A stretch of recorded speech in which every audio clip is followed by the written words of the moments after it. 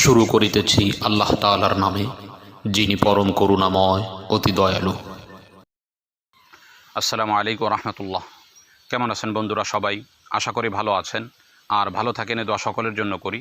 আজকে একটি গুরুত্বপূর্ণ বিষয় নিয়ে আপনাদের সাথে আলোচনা করতে যাচ্ছি, যে বিষয়টি সকলের জন্যই ফায়দাজনক হবে বলে আমি আল্লাহ তাআলার কাছে আশাবাদী।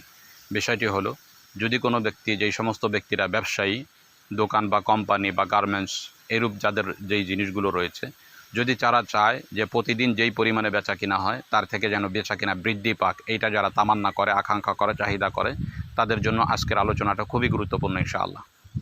তো আপনার দোকানে বা কোম্পানিতে বা ফ্যাক্টরিতে যদি আপনি চান যে বেচা কিনা আরও বহু পরিমাণে বৃদ্ধি পাক, তাহলে এই আমলটি আপনার জন্যেই। আমলটি হলো, জুমার দিনে জুমার নামাজের পরে কেবলামুখী হয়ে বসে কারোর সাথে কথা না বলে আমি যেই দোয়াটা এখন দেখাচ্ছি, এই যে ডিসপ্লেতে দেখতে পাচ্ছেন, এই দোয়াটা ৭০ বার পাঠ করবেন। দোয়াটি হলো, আল্লাহুম্মা ইয়া গনি ইয়া হামিদ ইয়া মুবদিউ ইয়া মুঈদ ইয়া ফাআলুল লিমা ইউরিদ ইয়া রহিম ইয়া ওয়াদুদ ইকফিনি বিহালালিকা আন হারামিকা ও বিতাআতিকা আন মাসিয়াতিকা ও বিফাদলিকা আম্মান সিওয়াক। আমি দোয়াটা আবার বলছি, আল্লাহুম্মা ইয়া গনি ইয়া হামিদ ইয়া মুবদিউ ইয়া মুঈদ ইয়া ফাআলুল লিমা ইউরিদ ইয়া রহিম ইয়া ওয়াদুদ ইকফিনি বিহালালিকা আন হারামিকা ও বিতাআতিকা আন মাসিয়াতিক ও বিফাদলিকা আম্মান সিওয়াক। এই যে দোয়াটা আপনি জুমার দিনে জুমার নামাজের পর ৭০ বার পাঠ করবেন।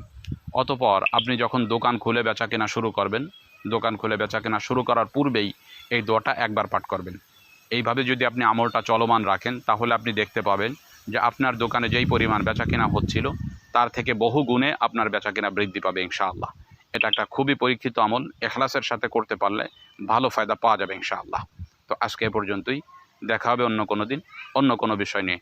আসসালামু আলাইকুম ওয়া রাহমাতুল্লাহ।